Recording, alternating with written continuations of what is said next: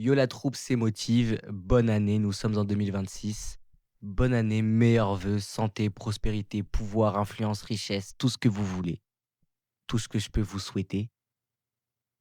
Et par-dessus tout, ce que je vous souhaite, à vous les personnes créatives que vous êtes qui m'écoutez, ce que je vous souhaite, c'est du courage. Le courage d'y aller, le courage d'enfin réaliser les projets que vous voulez réaliser, parce que ça demande du courage. Je m'improvise un petit nouveau format là, en mode podcast avec un time-lapse en fond où je vais pouvoir développer des pensées que j'ai comme ça, fugaces, qui apparaissent dans ma tête. Et si je pense qu'elles ont de la valeur pour vous, bah, je vais les partager. N'hésitez pas à me faire savoir si ce type de format vous plaît. En même temps, moi, ça me permet de toujours pratiquer ma capacité à parler et à parler sans trop bégayer, à être un peu clair dans mes idées, tout ça. Je dois vous avouer que c'est ma deuxième reprise. Mais bon, on s'améliore comme ça avec le temps. C'est la pratique qui rend parfait. Il faut pas avoir peur de la pratique, il faut avoir le courage d'affronter ses défauts. Et c'est un peu de ça dont on va parler dans ce podcast. La question fatidique, quand est-ce qu'on sait qu'on est prêt à réaliser nos projets, peu importe le projet, que ça soit une bande dessinée, une petite animation, une série d'illustrations, un livre pour enfants, whatever, ce que vous voulez, quand est-ce qu'on sait que c'est le bon moment pour se lancer? Cette question, elle m'est pas venue toute seule. Cette question, c'est une question qu'un contributeur qui a acheté Tama et que j'avais livré sur Lyon m'a posée. Le Libanais, il va certainement écouter cette vidéo. Si tu te reconnais dans cette vidéo, le Libanais, bonne année mon frère, force à toi et courage. Donc il m'avait posé cette question. J'étais en train de dédicacer son tome et comme d'habitude, il vient avec son carnet de croquis, il me montre un peu ses dessins, il me pose ses... On parle un peu de ses ambitions, de ses motivations dans le dessin, de pourquoi il s'est mis à dessiner tout. Et il me pose cette question à un moment. Ouais, Motive, est-ce que dans combien de temps tu penses que ça sera bon pour moi pour que je puisse lancer mes projets? Quand il m'a posé cette question, j'ai un peu buggé. J'étais un peu en mode freeze et parce que la réponse, en fait, elle est évidente et vous la connaissez déjà, c'est bah quand tu le veux en fait, quand tu le souhaites. Et en fait, ce qui m'a fait réfléchir, c'est que le motif d'il y a 3 4 ans, le motif qui sortait, sa vidéo pour expliquer le tout premier one shot qui est réalisé, à quel point c'était compliqué, Légende des 2 sorcières pour les anciens qui connaissent sur mon ancienne chaîne, Motive Manga. Ce motif-là aurait su trouver les mots justes à lui dire pour le motiver justement, parce que le motif-là venait à peine de traverser son baptême de feu. En gros, réaliser sa première bande dessinée, sortir du cimetière des artistes qui ne finissent jamais rien. Malheureusement, un cimetière qui s'agrandit d'année en année, qui est de plus en plus gros. Donc en fait, ce motif-là aurait trouvé parfaitement les mots. Mais le motif de maintenant, le motif du 3 janvier 2026, qui est en train de dessiner une illustration d'une grande figure africaine pour une commission d'une personne qui veut faire un recueil de poésie, qui est en train d'enchaîner 3 illustrations par jour, parce qu'il a encore plein de projets sur le feu qui ont toutes des deadlines, parce que soit c'est pour Tama, soit c'est pour des clients, soit c'est pour d'autres clients. Le motif de maintenant, en fait, il sait plus quoi répondre à ça. C'est terrible. C'est terrible parce que moi, c'est vraiment ces personnes-là que j'ai envie d'aider. Parce que je me rappelle à quel point c'était dur mentalement de traverser ce baptême de feu-là, à quel point il fallait se faire violence, à quel point il fallait avoir du courage. Je me rappelle à quel point c'est dur. Je me souviens tous les efforts que j'ai dû faire et que je fais toujours. Mais j'ai l'impression que plus j'avance dans la démarche, plus j'arrive à mon objectif. Et après, je vais vous expliquer c'est quoi mon objectif.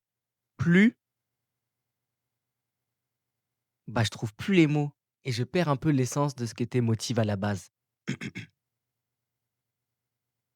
J'ai passé une année 2025 assez chargée en termes de projets.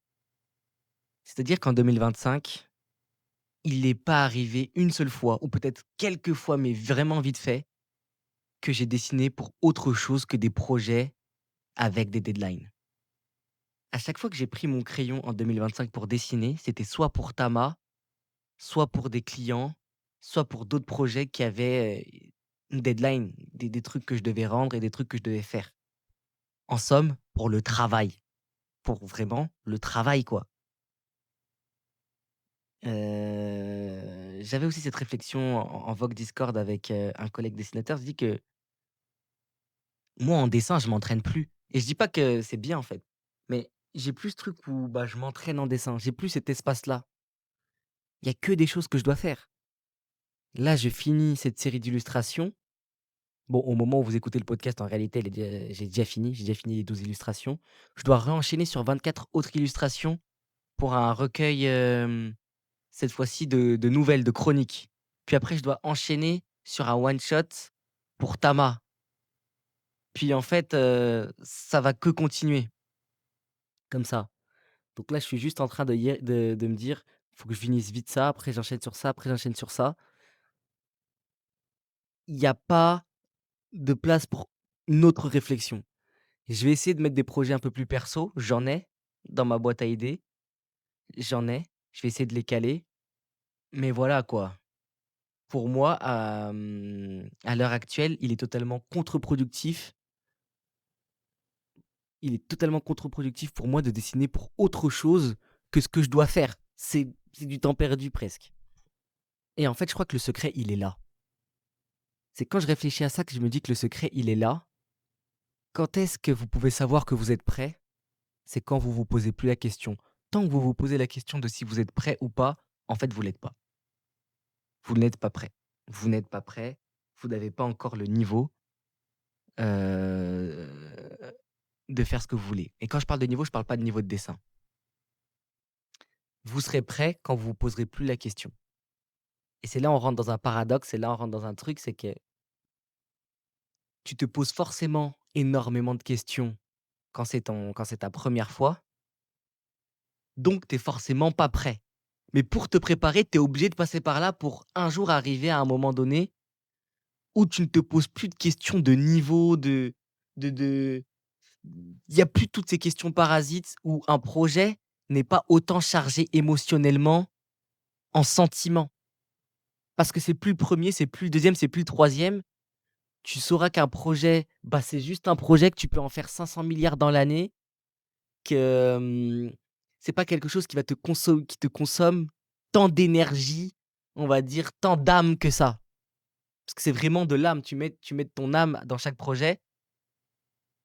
Le 1er te consomme énormément de ton âme.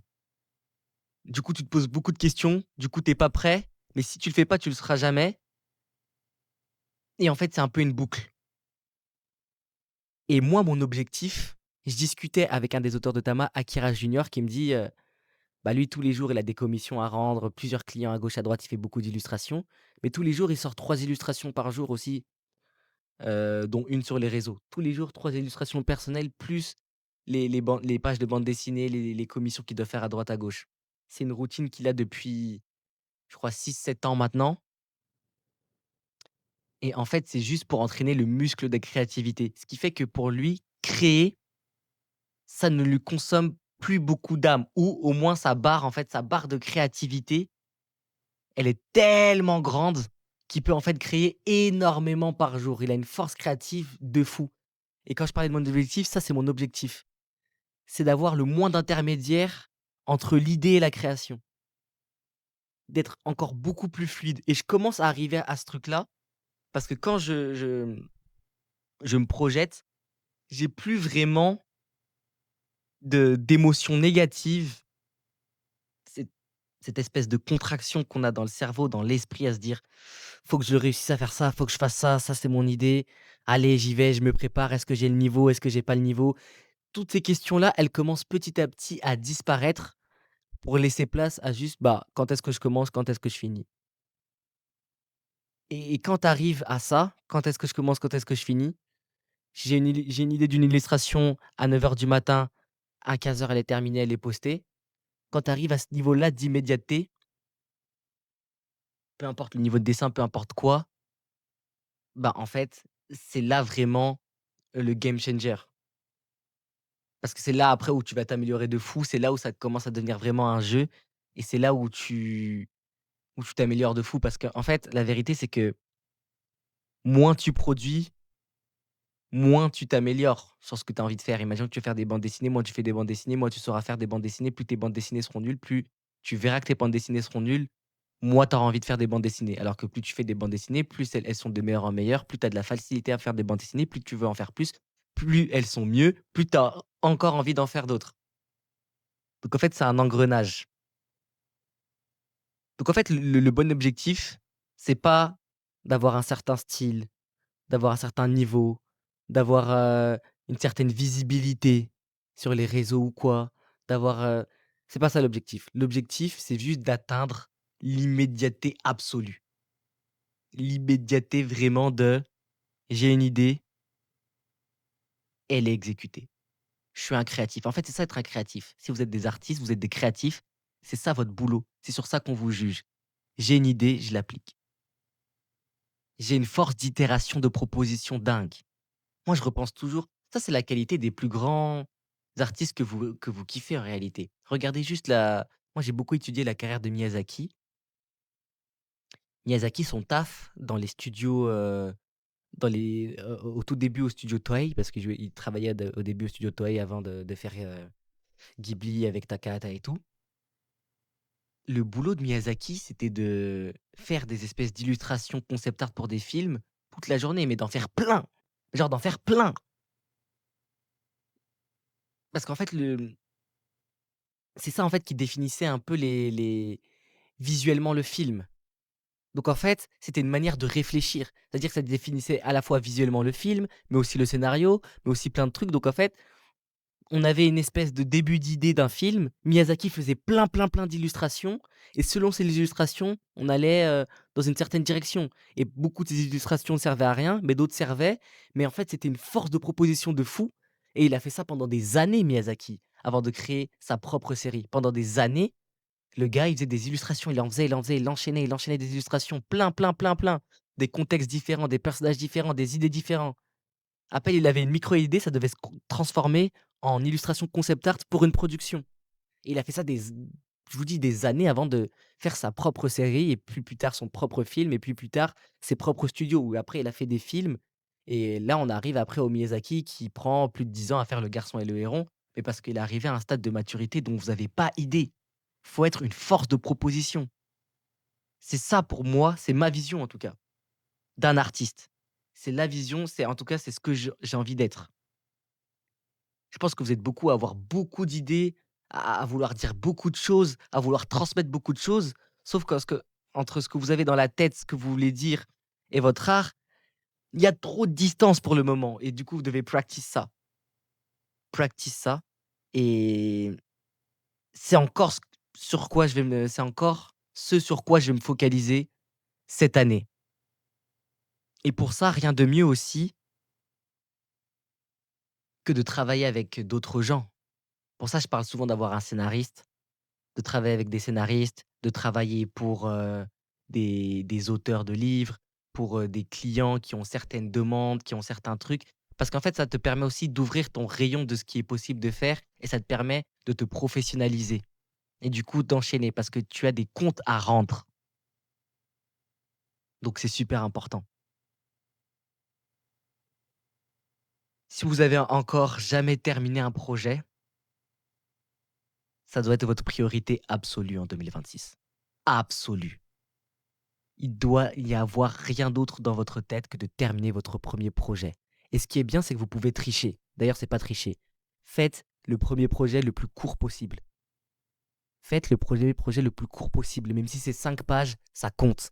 Si vous avez décidé que vous allez faire 5 pages de bande dessinée, début, milieu, fin, et que vous les faites effectivement début, milieu, fin, ça compte. Après, vous referez 5, après vous referez 5, après vous ferez 10, 15, 20, 25. Ça va vous transformer la vie. Vous allez être dans cet engrenage positif et après vous allez plus réfléchir, en fait.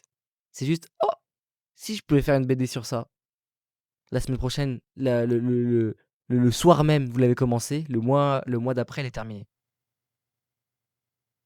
Si on arrive à acquérir cette compétence, et qu'on arrive à la monter le plus haut possible, qu'est-ce qu'on s'en fout du style de dessin? Qu'est-ce qu'on s'en fout du style de dessin, de la visibilité, de quoi, quoi, quoi, quoi, quoi? Qu'est-ce qu'on s'en fout? C'est le plus important, tout est plus facile après. Voilà, c'est ma réflexion. Encore une fois, c'est ce que je vous souhaite, ça va demander du courage, ça va nous demander du courage, mais c'est ce que je vous souhaite, c'est ce que je nous souhaite. Bonne année 2026. C'était Motive. Venez sur Insta, on va faire des projets et voilà. C'est ma deuxième prise, hein. Là, c'est ma deuxième prise. J'en ai fait une, j'en ai fait 2.